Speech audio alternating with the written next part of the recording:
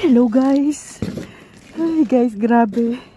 Yung napulot ko kahapon na itinabi kong wallet guys. Sinilip ko may pera. Inantay ko yung lunch break guys para wala na yung mga bantay guys. Ayan. Tinago ko. Ito po yung mga nasegregate ko kahapon. Tapos itinabi ko lang kasi oras na uwian. Ay, nabubuyoy na naman ako guys. Buksan natin. Nakita ko guys may pera. Kinuha ko kaagad yung cellphone ko. Ay, harap ko muna yung camera. Buksan natin guys. Ayun na guys. Oh, grabe. Lunch break na po ngayon guys. Martes na. Grabe pa rin ang trabaho.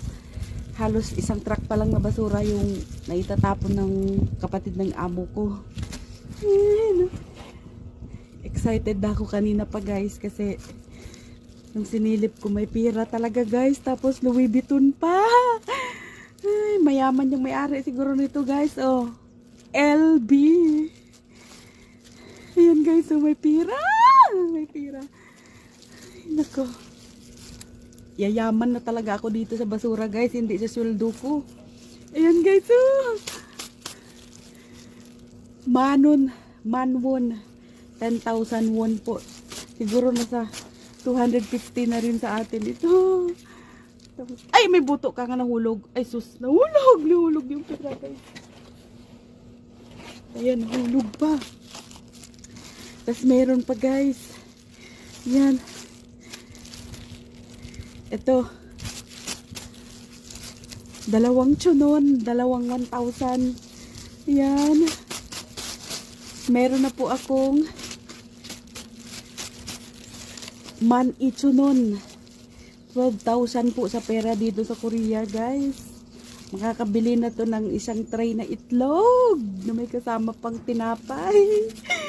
Ay, grabe. Lalabhan ko to guys, ibabrush ko to kasi puro putik lang siya pero parang tingin ko maganda pa to pagka na ano na. Akalain mo guys, kahapon pa to sa nakapanood po ng vlog ko kahapon. Ito po yung tambak ng basura na oras na kahapon ng uwian kaya hindi na pwedeng isegregate. Akalain mo iniwan ko kahapon may pera na. Hindi ko nga akala na may laman kasi nga diba ang dumi.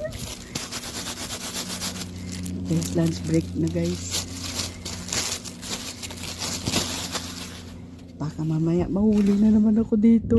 Makikita ako sa CCTV ano yung ginagawa ko dito sa basurahan. Kainan na.